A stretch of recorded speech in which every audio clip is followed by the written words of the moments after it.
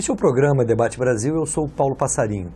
No último 13 de janeiro, tivemos a posse da nova diretoria da Associação de Engenheiros da Petrobras.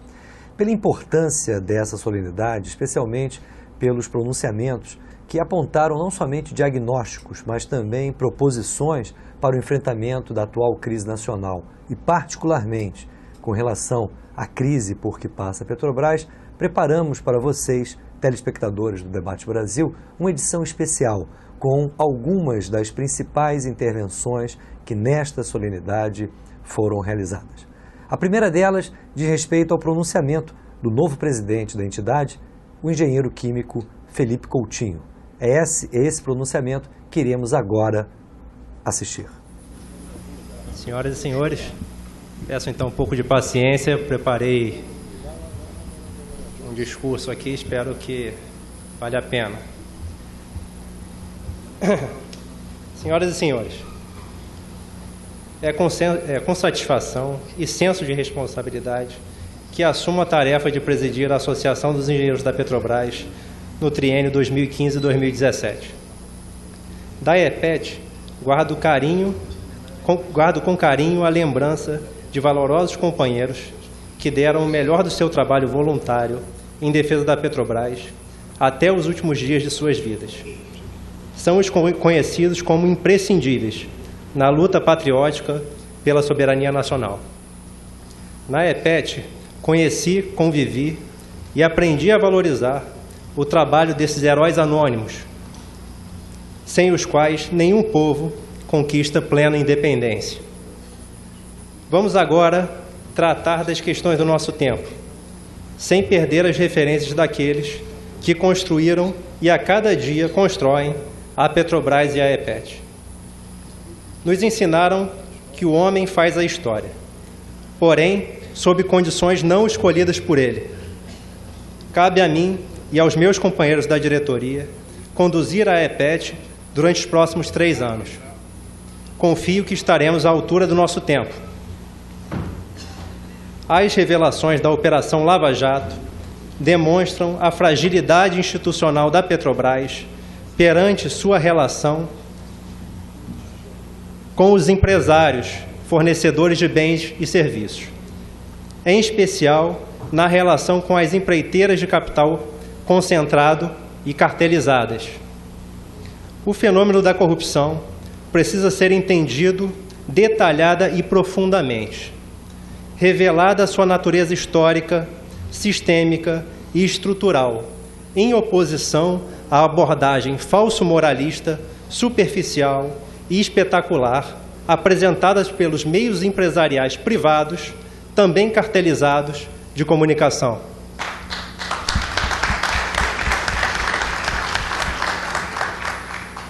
Condenar os corruptos e garantir o ressarcimento da fraude é necessário, mas insuficiente. É preciso alcançar os agentes ativos e principais beneficiários da corrupção, os empresários organizados em cartel para obter contratos superlucrativos com a Petrobras e lesá-la. A Petrobras sempre esteve e ainda está cercada por interesses privados, que disputam diretamente o petróleo ou a riqueza produzida pela companhia. A disputa ocorre em extensão à ocupação por interesses particulares do Estado Nacional Brasileiro. São bancos e seguradoras em busca de juros e contratos para obtenção de lucros. São industriais, consumidores de combustíveis ou de petroquímicos, em busca de subsídios. Companhias comerciantes, revendedoras de combustíveis, também em busca de subsídios. São industriais produtores de etanol e de biodiesel, em busca de subsídios e de vantagens indiretas na correlação entre os preços dos combustíveis líquidos e da questão logística. São petroleiras de capital privado, nacional e internacional, ou de capital estatal estrangeiro, em busca de oportunidades de acesso ao petróleo brasileiro com baixo risco e pelo acesso às tecnologias da Petrobras. Também as empresas de consultoria, em busca de contratos lucrativos e de informações que podem conferir lucro ou vantagem geopolítica aos governos e corporações para os quais trabalham secretamente. Além dos meios empresariais de comunicação, em busca de contratos lucrativos de publicidade. Poderosos interesses econômicos disputam o acesso direto ao petróleo brasileiro e à renda petroleira.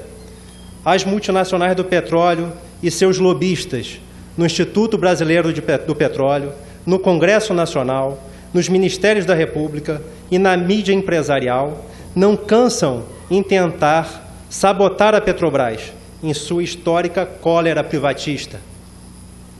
O sistema financeiro dispõe de armas ainda mais poderosas e são capazes de se adaptar a diferentes marcos legais da exploração do petróleo e, ainda assim, garantir a apropriação da renda petroleira. Através do perverso mecanismo da dívida pública, podem se apropriar da renda petroleira por meio dos juros e serviços pagos pelo Estado Nacional. A defesa da Petrobras, 100% pública e controlada socialmente, exercendo o monopólio estatal pela União, é necessária, mas não suficiente. É imperativo que seja realizada a auditoria cidadã da dívida pública, prevista na Constituição, para evitarmos que a renda petroleira seja destinada ao sistema financeiro. Todos esses interesses privados estão em contradição com o interesse social e público. A Petrobras, materialização histórica do trabalho, da consciência e da luta do povo trabalhador brasileiro, deve ser colocada integralmente a seu serviço. São necessários centenas de milhões de anos de trabalho da natureza para que o petróleo seja produzido e acumulado. São necessários dezenas de anos de trabalho de centenas de milhares de pessoas para que sejamos capazes de encontrá-lo, produzi-lo e transformá-lo em mercadorias úteis para a sociedade. A apropriação privada dessa riqueza natural e socialmente produzida deve ser condenada, independente da forma legal ou ilegal em que ela se dê. Todo o petróleo para saldar a dívida social e para construir a infraestrutura para a produção das energias renováveis para as gerações futuras.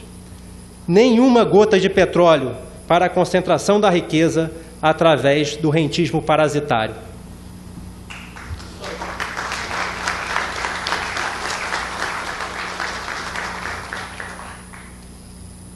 É um dos objetivos do nosso programa para o próximo triênio avaliar a relação entre a Petrobras e seus fornecedores de bens e serviços, propor soluções institucionais para corrigir a fragilidade, agora inegável, da companhia frente à ação dos corruptores, ao tráfico de influência dos políticos corruptos e também frente ao oportunismo de executivos de aluguel. Entender o fenômeno da corrupção, seus aspectos legais e ilegais, é imprescindível para propor medidas institucionais efetivas e concretas em defesa da Petrobras. A solução passa por maior transparência, democracia no local de trabalho e pelo controle social. São medidas na direção de transformar a organização produtiva, em sua defesa e em benefício da maioria dos brasileiros. Destaco outros importantes objetivos do nosso programa de trabalho. A primeira preocupação diz respeito ao planejamento energético brasileiro e, em especial, o planejamento estratégico e de negócios da Petrobras. O petróleo, como qualquer mercadoria, tem valor de uso e de troca. Mas, diferente da maioria das mercadorias, não é substituível. É uma riqueza singular por sua elevada densidade energética e pela diversidade de compostos orgânicos, dificilmente encontrados na natureza, que lhe confere características únicas. Ocorre que o Brasil hoje está optando por ser exportador de petróleo. Está escolhendo ficar com o valor de troca e abrindo mão do valor de uso do petróleo. Na verdade, parte da exportação se daria por meio de empresas privadas. Nesse caso, é ainda pior. É a alienação, tanto do valor de uso quanto do valor de troca, sob a justificativa de que seria compensada por impostos e royalties. Desde o Brasil colônia até a República, a economia brasileira se dedica ao suprimento de matérias-primas para os centros dinâmicos do capitalismo. Pau-brasil, cana-de-açúcar, minérios, ouro, prata, diamante, cacau, borracha, dendê, café. Hoje ainda, os minérios, a soja, a carne, etc. Todos os ciclos têm características comuns, beneficiam uma pequena elite, passam por períodos de ascensão, ápice e queda. Deixam o rastro de devastação ambiental e social, com a maior parte da população, excluída dos ganhos nos períodos prósperos e herdeira do caos do período decadente. Devemos usar a riqueza do petróleo brasileiro na medida do nosso desenvolvimento para atendimento às nossas necessidades, desenvolver uma indústria forte e diversificada, com participação e controle social, construir a infraestrutura para a produção de energias renováveis e preparar nossa sociedade para o futuro. Destaco também a defesa da função engenharia e da pesquisa aplicada, exercida diretamente pelo corpo técnico da Petrobras. A compra direta de equipamentos e materiais críticos para garantir qualidade, o prazo e o custo adequados são preocupações relevantes sobre as quais também pretendemos atuar. Fortalecer o corpo técnico, o domínio tecnológico e o exercício direto e pleno das atividades fins é fortalecer a Petrobras. Caros companheiros e amigos, lutamos em condições desiguais. Enfrentamos o poder econômico e político do capital internacional e nacional. Estamos diante do sistema financeiro nunca antes tão concentrado. Nos deparamos com bancos, construtoras, multinacionais do petróleo e conglomerados privados de comunicação cartelizados. Enquanto levamos desvantagem em relação ao poder econômico, ganhamos em número. Somos muitos. Os explorados e os oprimidos são os nossos. Não nos comportemos como uma aristocracia entre os trabalhadores. Para sermos fortes, devemos nos unir. Em defesa da Petrobras e unidos, podemos acelerar o tempo histórico e colocar essa magnífica organização produtiva a serviço da maioria dos brasileiros, da forma mais plena e eficiente possível. Obrigado.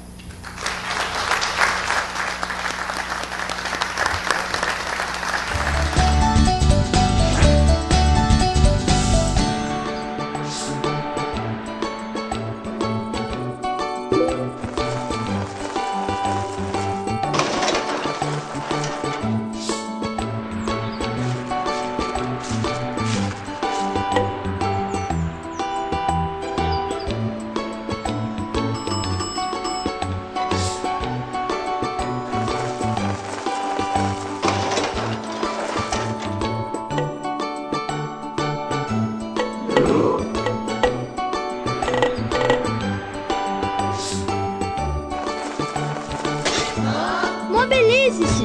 Não deixe que levem o nosso petróleo! O petróleo tem que ser nosso!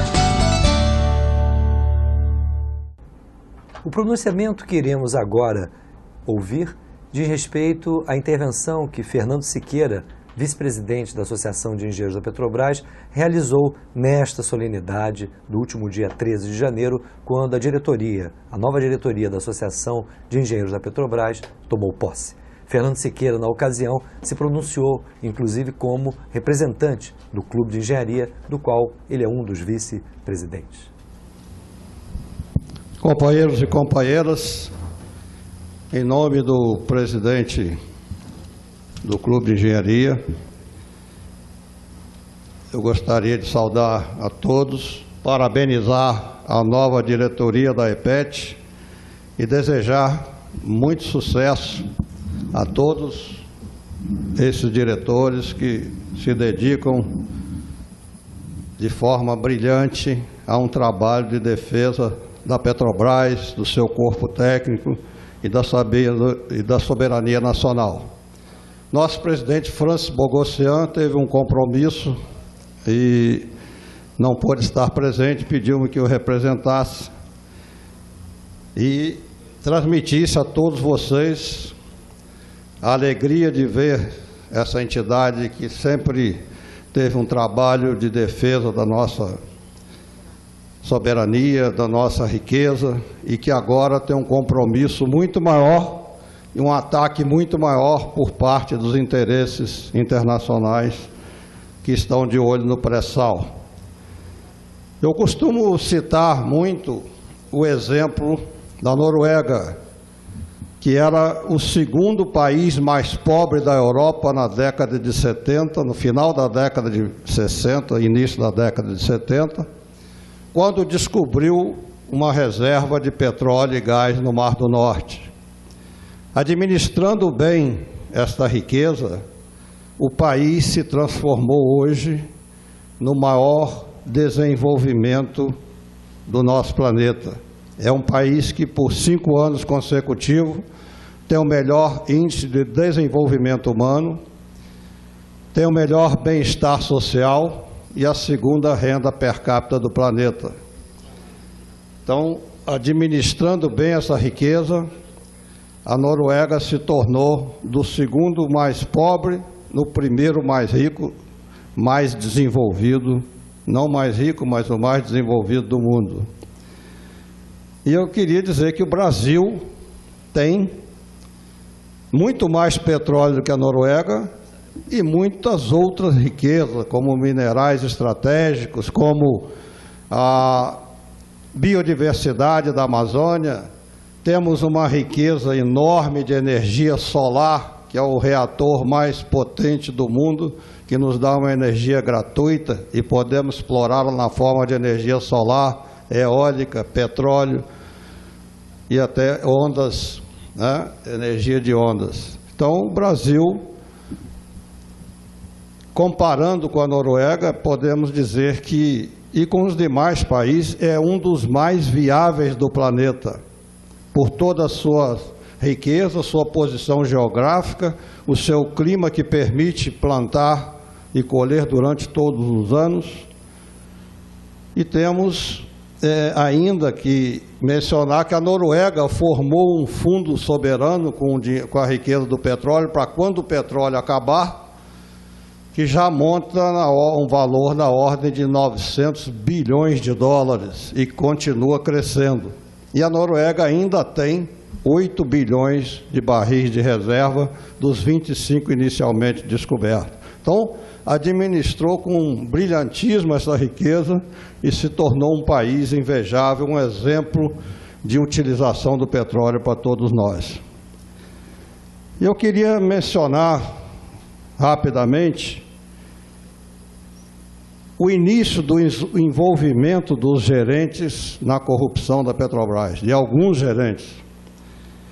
Tudo começou com um programa de desnacionalização da Petrobras, desenvolvido pelo senhor Reichstuhl no governo Fernando Henrique, em que ele duplicou a gratificação de gerência dos gerentes da Petrobras, aumentou o número desses gerentes e achatou o nível dos profissionais não detentores de chefia. Então chegamos a ter naquela época uma diferença de R$25 mil para um gerente de terceiro escalão e o salário de R$6 mil, um quarto, né, para os profissionais sem detenção de chefia.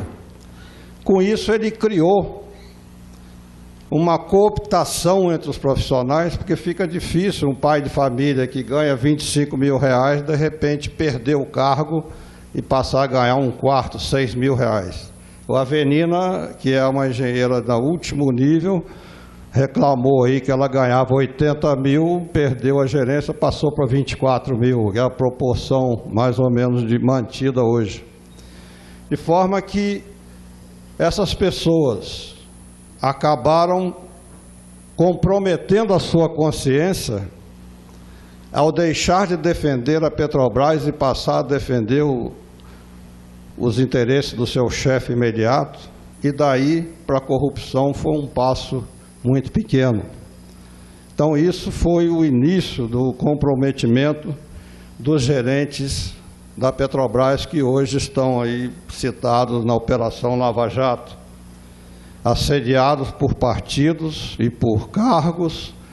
Com essa diferença salarial, eles acabaram corrompendo sua consciência, aderindo a essa corrupção.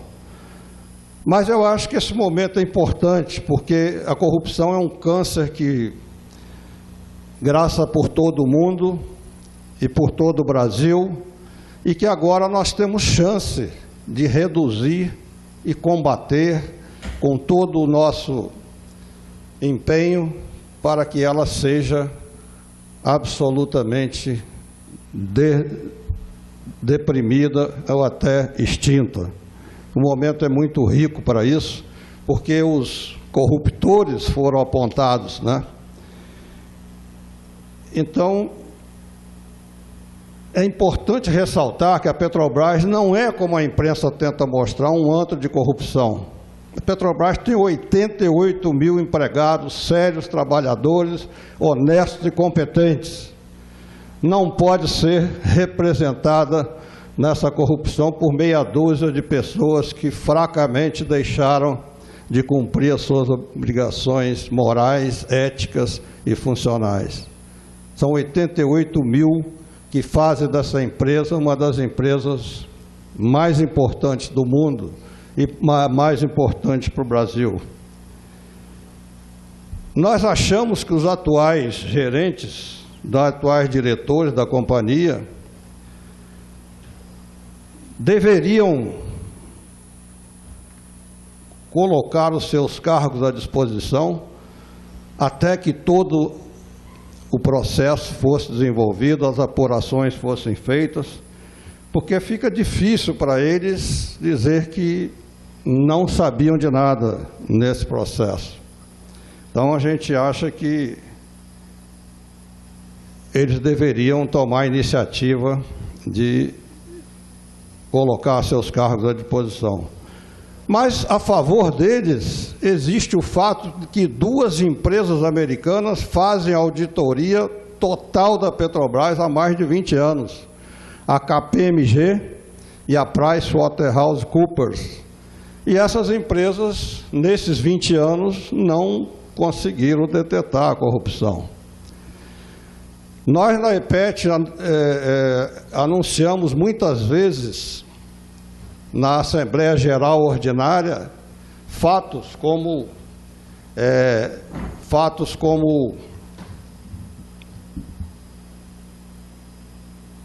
a redução do faturamento da Petrobras através de compressão das tarifas.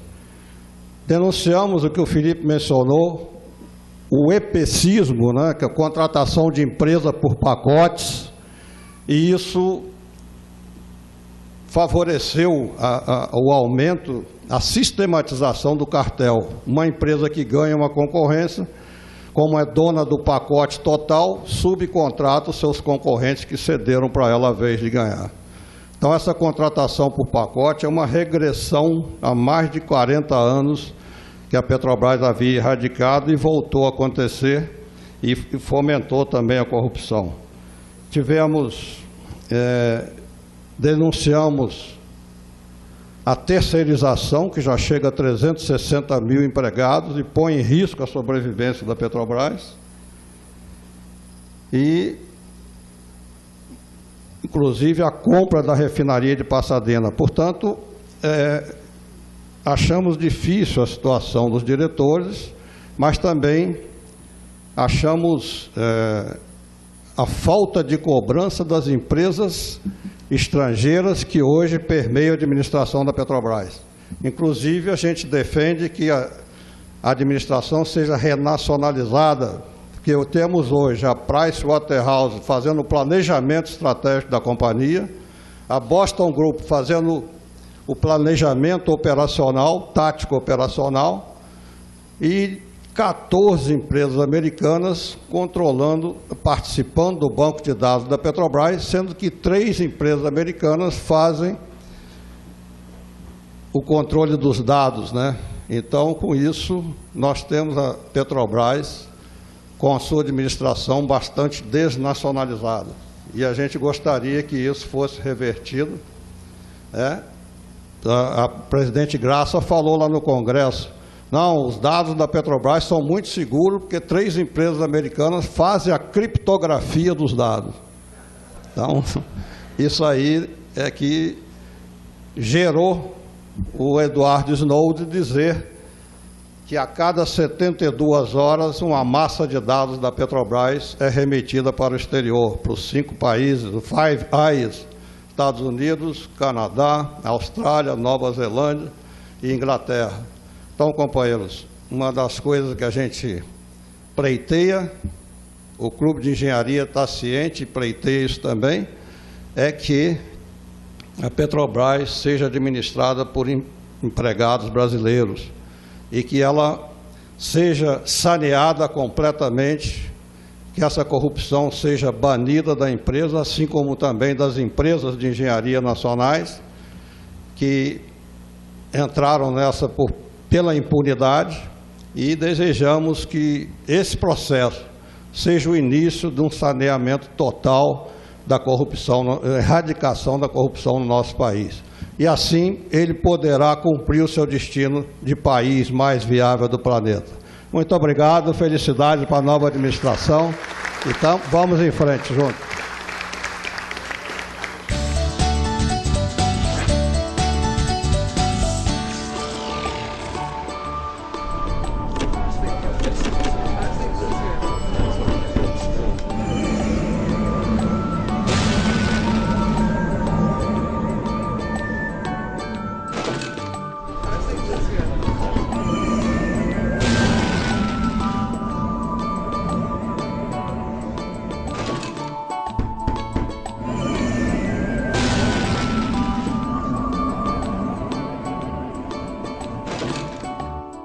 Coisa está errada, não é?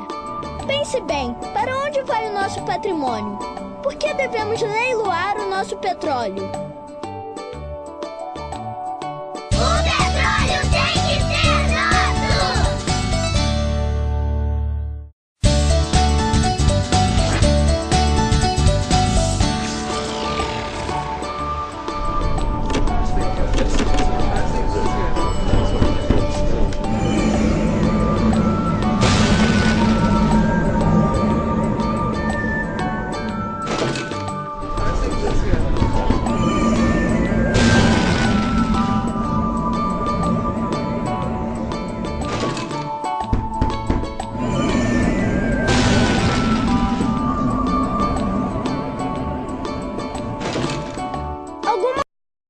Não é?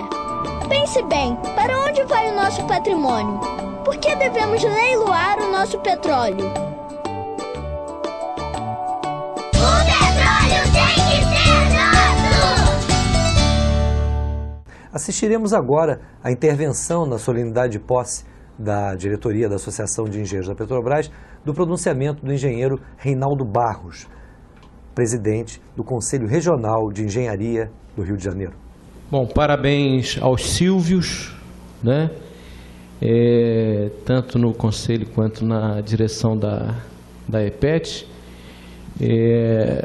Tenho certeza que esse ano nós vamos conseguir qualificar um pouco melhor a discussão desses interesses nacionais com a presença do Siqueira como conselheiro do CREA, né?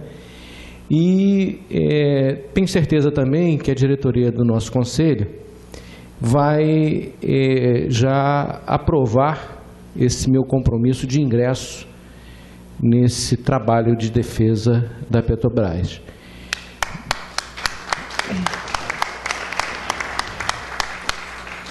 Quero dizer também que torço para que a gente consiga voltar ao faixa livre, o CREA consiga estar dando todo o apoio a esse processo de divulgação dos interesses nacionais, especialmente o da Petrobras. Eu tive uma passagem em 2004 com o presidente Lula e com o José de Alencar, no momento em que a gente defendia a retomada do desenvolvimento do Estado do Rio de Janeiro, extremamente esvaziado economicamente, onde a gente defendia os projetos como o Arco Metropolitano e uma série de outros projetos. E dentro daquele cenário político de conflito entre o governo do Estado do Rio de Janeiro e o governo federal, já há vários governos sucessivos, né, reivindicando então esses projetos para o Rio de Janeiro, no momento em que inclusive a engenharia estava muito em baixa, né, chegava assim no ponto final, eu acho que do esvaziamento da engenharia a nível nacional. O presidente Lula me disse naquele momento: mas vocês têm a Petrobras no Rio de Janeiro. Quer dizer, eu mudei a conversa de uma hora para outra, porque eu percebi claramente que o problema estava no conflito político do governo federal com o governo do Estado do Rio de Janeiro. Tanto é que quando o governo mudou, nós tivemos aí uma série de investimentos federais no Rio de Janeiro.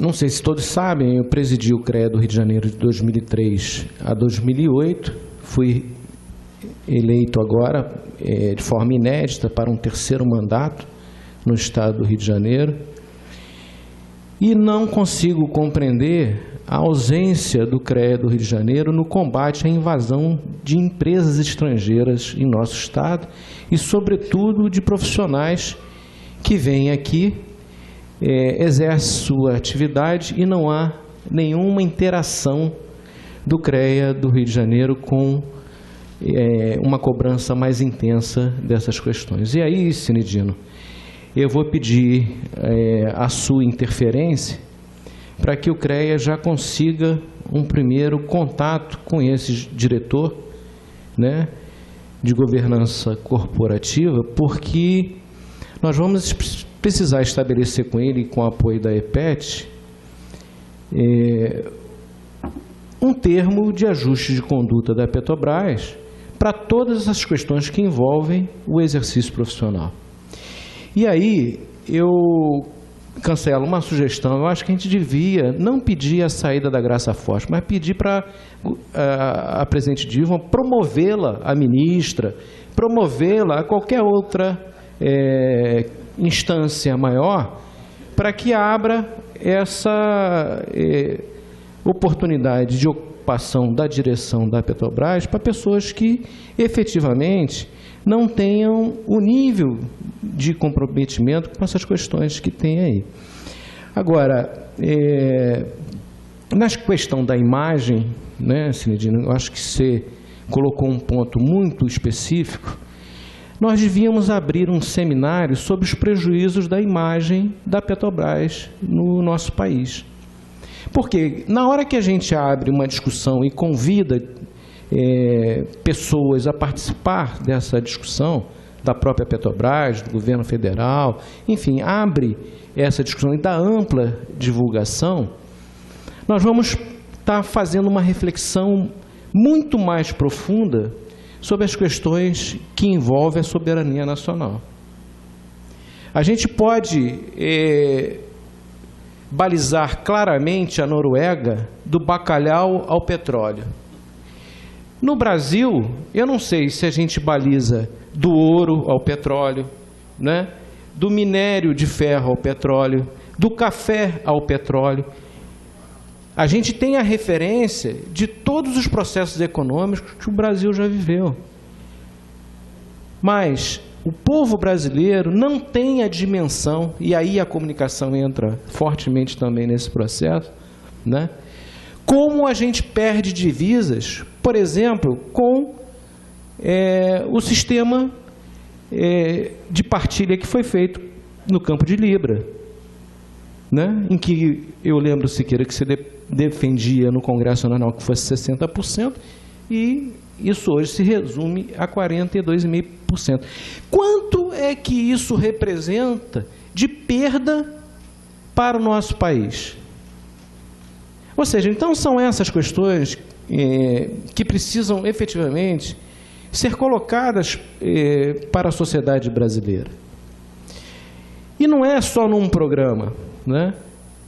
Nós queremos trazer a Globo para essa discussão, que ela diga e sente com os profissionais da Petrobras o que isso significa no cenário brasileiro, essa perda de imagem que a Petrobras está tendo, né? É o nosso engenheiro que se sente envergonhado de trabalhar sobre esse clima, apesar de não deixar a sua responsabilidade enfraquecer diante daquilo que está sendo produzido. Eu estou vendo uma série de pessoas sendo demitidas, mesmo que não sejam empregados diretamente da Petrobras, mas que são terceirizados, onde a Petrobras investiu maciçamente na qualificação dessas pessoas. Então, isso também é uma outra perda, é um outro prejuízo. Silvio, se você me autorizar, eu gostaria de divulgar esse discurso por uma semana no site do CREA, porque ele é um discurso esclarecedor e é uma forma de começarmos a divulgar as questões tão bem colocadas por vocês aqui. Muito obrigado. Emanuel Cancela é secretário-geral dos Sindicatos Petroleiros do Rio de Janeiro e também da Federação Nacional dos Petroleiros. Na solenidade de posse da nova diretoria da Associação de Engenheiros da Petrobras, Cancela fez um importante pronunciamento que agora iremos assistir. Parabenizo a nova direção da IPET, em particular o companheiro Felipe, desejando boa sorte. Ele se parece assim bastante preocupado, mas pode ter certeza que você vai dar conta do recado. Se depender de apoio, nós estaremos juntos aí, Sindipeto, FNP. Mas a posse da IPET é uma posse eminentemente política, né? Aqui não é somente festa e aplausos e elogios. Por que é que eu digo isso? Porque os produtores de petróleo no mundo estão enfrentando uma guerra silenciosa. Rússia, Irã, Venezuela e Brasil enfrentam uma verdadeira guerra silenciosa. Premissas que eu tinha como máximas no meu dicionário aqui, nos meus gurus, Fernando Siqueira, do Paulo Metri e do nosso companheiro ex-diretor da IPET também, que não está aqui presente, que me fugiu o nome agora, Maranhão, de que o barril do petróleo no mercado internacional não baixaria dos $100. Baixou, Fernando. Baixou, e o rei da Arábia Saudita disse recentemente, que não voltará mais nos $100. Lógico que a gente sabe que isso é uma grande armação, né? Antes de tomar essa decisão, a Arábia Saudita, que tem as maiores reservas do mundo, recebeu uma visita do secretário de Estado americano, que pressionou ele para que a produção de petróleo da OPEP fosse mantida e aumentada, e juntamente com gás, com petróleo de xisto nos Estados Unidos, né, acreditavam jogar o preço do barril de petróleo para baixo, e o Obama acreditava que a intensificação da produção de xisto nos Estados Unidos, que a economia americana se sustentaria na área de energia. Mas eu já li artigo de importantes articulistas que diz que o Obama tomou essa decisão sem olhar o quintal de casa, porque dentro dos Estados Unidos várias empresas de energia estão quebrando, né? Não sei até quando eles vão aguentar com esse preço de petróleo abaixo dos $50, mas a gente precisa se preparar. O Brasil não pode ir num voo cego. A dona Dilma tem que rever. A Petrobras, por exemplo, que investe maciçamente, acho que mais de 60% de seus investimentos são na área de produção de petróleo, tem que parar. Tem sentido produzir petróleo para vender por $50 o barril. O governo brasileiro, a Dilma, tem que intensificar a construção das refinarias e do Comperj e tratar o petróleo brasileiro de forma estratégica. Pré-sal lá com 700 mil barris, em termos de grandeza, dá para abastecer países como Uruguai, Bolívia e Peru. Só para se ter ideia do que representa o pré-sal brasileiro, que ainda não chegou ao pico da sua produção. Então, nós temos uma tarefa muito importante, né, nessa guerra não anunciada contra os países produtores. E aí eu queria convocar aqui Felipe aqui, quando a gente descansa, carrega a pedra. Eu tenho certeza na IPET e no Sindipetro. E não é diferente na FNP, que eu também sou diretor. Eu queria lançar aqui uma proposta para essas entidades, co-irmã, a IPET, Sindipetro e FNP, da destituição da Dona Maria das Graças Foster. E aí, eu quero dizer aqui por meus companheiros e companheiras, não só pela questão moral, mas também pela questão política. Moralmente, a Dona Graça Foster, o marido dela, tem 43 contratos com a Petrobras, sendo 20 sem licitação. A Avenina foi demitida porque tinha 1 ou 2 contratos com o marido, depois disse que desfez, 1 ou 2. A Graça tem 43, o marido dela. E eu ouvi isso na CPMI da Petrobras. Um senador tucano arguiu, aí a Petrobras enrolou e no final disse, não. Aí no final ele, como é que é? Não vão me responder se tem ou não tem os contratos? Aí a Petrobras respondeu, não, mas os contratos são de pequena monta. Nós que já assistimos na administração da Graça, 3 companheiros serem presos porque roubaram frango que ia ser jogado no lixo, botaram no camburão, o Sindipetro teve que interpelar e os companheiros estão sofrendo processo criminal, né? Eu até acho que quem rouba um pote de margarina, um frango num supermercado, se for pela primeira vez, eu acho que muitos juízes eles são solidários e não mandam prender essas pessoas.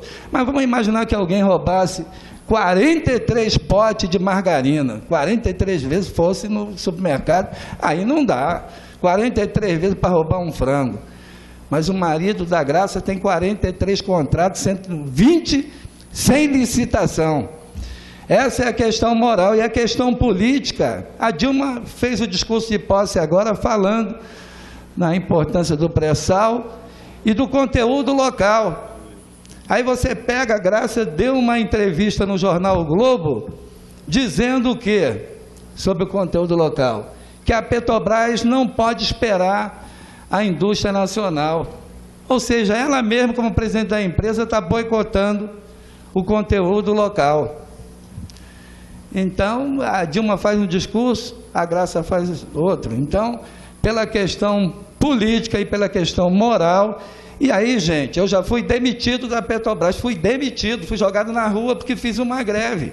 Não estou propondo aqui a demissão da Graça, a destituição dela. Ela não tem condição de moralizar a Petrobras. Então, eu acho que a gente tem que fazer esse discurso tem que levar essa proposta avante, porque senão ela vai continuar, porque ela é amiga da Dilma, né? E vai continuar. E alguém acredita que essa senhora vai moralizar a Petrobras?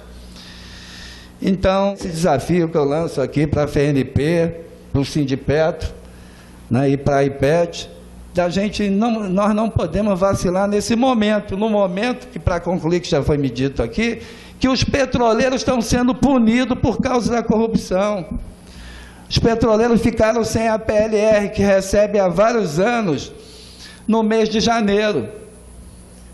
Vários companheiros, nós estamos na base fazendo atos de protesto contra isso, contra os leilões e contra exigindo o pagamento de 3 níveis, que é para os aposentados, que a Petrobras disse que vai pagar, mas não paga, contra os leilões, e também por uma proposta de anistia, que tem um monte de companheiros morrendo, dentro e fora da Petrobras. Eu vi várias pessoas dizendo que estão pegando empréstimo nos bancos para honrar seus compromissos, que a Petrobras não vai pagar a PLR dos trabalhadores em janeiro. Então, são essas ponderações. E o trabalhador petroleiro, Tedesco, ele, durante o Lava Jato, os trabalhadores petroleiros aumentaram a capacidade de refino da empresa, levaram a Petrobras a ser a primeira produtora de óleo do mundo, passando a ExxonMobil, né? E descobriram novos campos de petróleo. Então, como é que esse trabalhador vai ser punido? Então, nós não podemos aceitar esse tipo de coisa. E outros trabalhadores da GM, da Volkswagen sendo demitidos, né? O empresário ganhou o tempo todo, agora demite. E o governo vai permitir que isso aconteça? Então, era isso os nossos desafios aí, que não são poucos, senhoras e senhores. Viva a Petrobras e os petroleiros! Viva!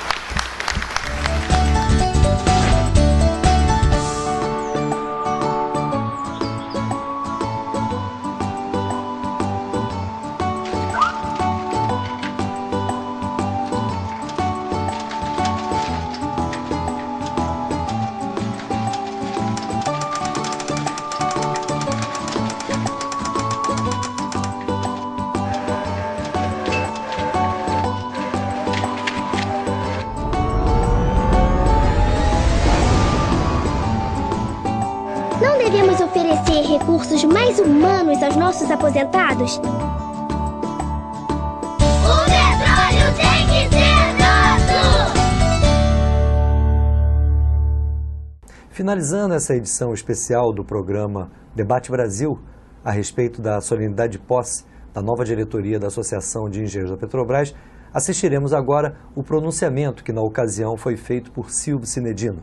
Silvio Cinedino era o presidente que deixava o cargo máximo da EPET, passando para o engenheiro Felipe Coutinho, mas ao mesmo tempo Silvio Cinedino é o representante dos funcionários da Petrobras no seu conselho de administração.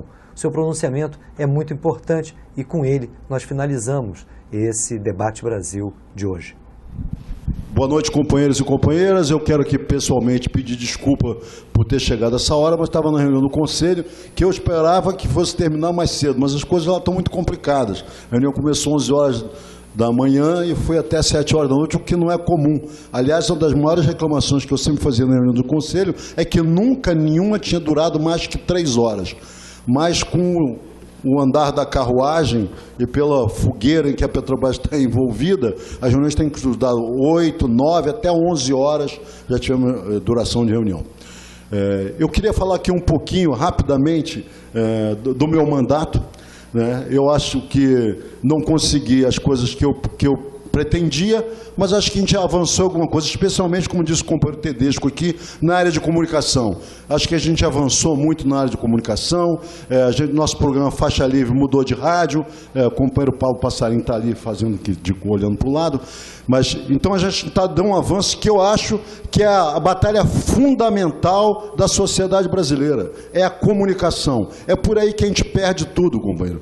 São meia dúzia, parece que são 11 famílias que dominam a comunicação no país, e a gente sabe que só acontece no Brasil o que passou na Globo. O que não passou na Globo não acontece. Inclusive, a Globo já elegeu o presidente e já derrubou o presidente também, e é uma inimiga permanente da Petrobras. Então, eu acho que essa é uma batalha que a gente que o movimento social, o movimento popular tem que encarar, que é a luta da comunicação. Se a gente não vencer, não avançar nessa área, infelizmente, eu acho que a gente não vai conseguir nada. Então, eu quero agradecer aqui ao companheiro Tedesco, que brilhantemente comandou essa área na EPET, e aos companheiros do jornalismo, Paulo Passarinho, os companheiros, falha a memória, velhice tem isso. Alex, Rogério, são nossos companheiros lá.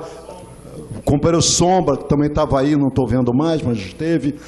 Então, esses companheiros que deram muita força na comunicação, acho que a gente avançou. A nossa participação na TV comunitária, que a gente está, estou vendo o companheiro Algamelli ali, temos que avançar. E essa é uma batalha que tem que ser levada à frente. A gente não pode se conformar e ficar sendo informado pelos irmãos Marinho, pelo Roberto Marinho. Isso não cabe.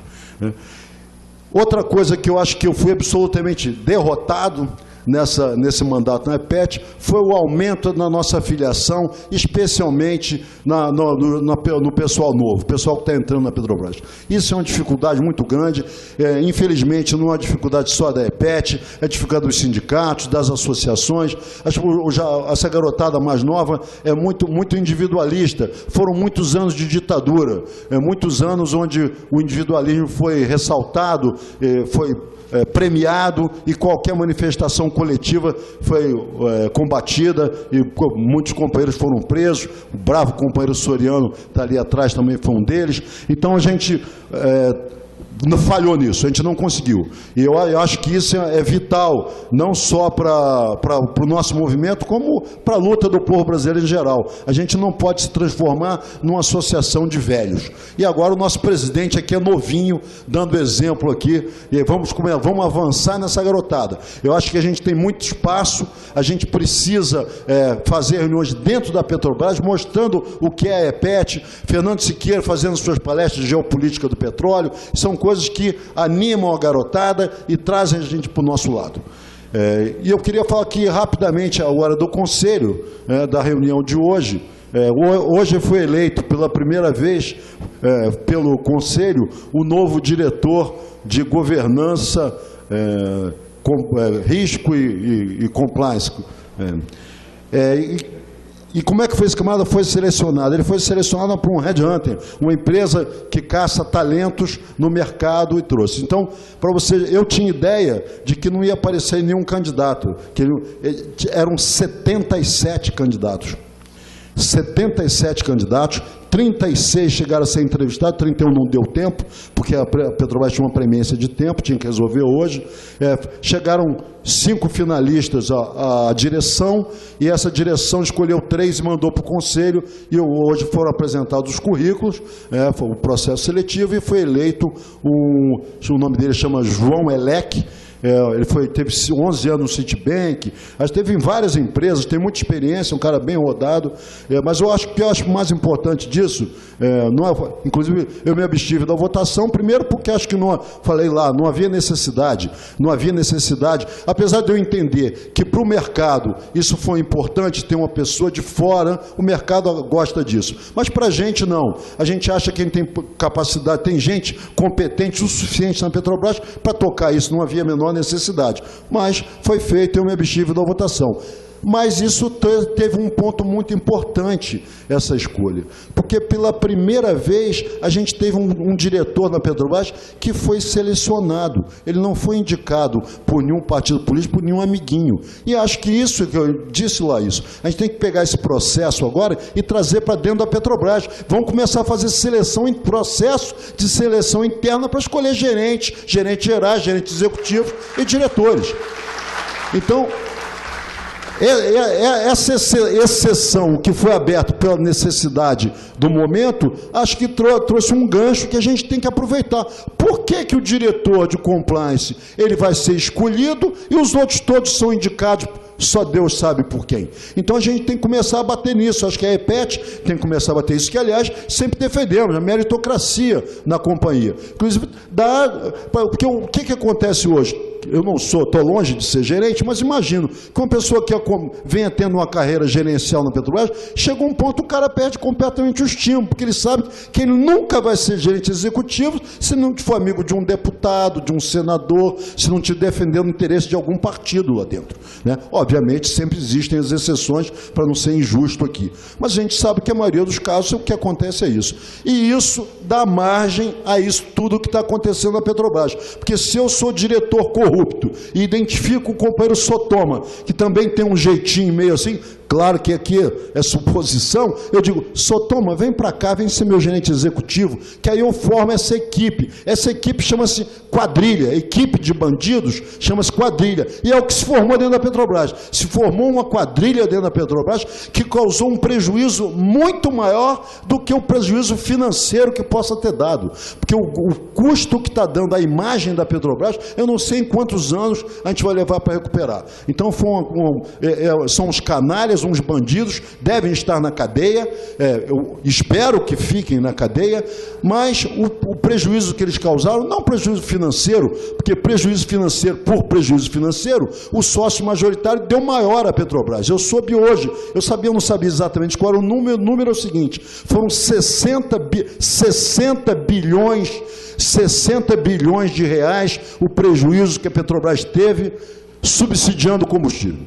Subsídio, não canso de falar isso, é uma política de governo. Se é política de governo, tem que ser sustentada pelo Tesouro Nacional e não pela Petrobras. Não estou aqui defendendo o aumento do combustível, acho que isso é política de governo, e como política do governo, o Tesouro Nacional é que tem que bancá-la, e não a Petrobras. Então, em relação a prejuízo financeiro, a Petrobras deu mais do que esses corruptos, mas a imagem da Petrobras ficou terrível. Bem, companheiros, eu não vou me alongar aqui, quero aqui desejar ao meu companheiro Felipe Coutinho muito mais sucesso do que eu tive, que consiga realizar todos os nossos sonhos, e estamos na luta aí, companheiro. Um abraço a todos.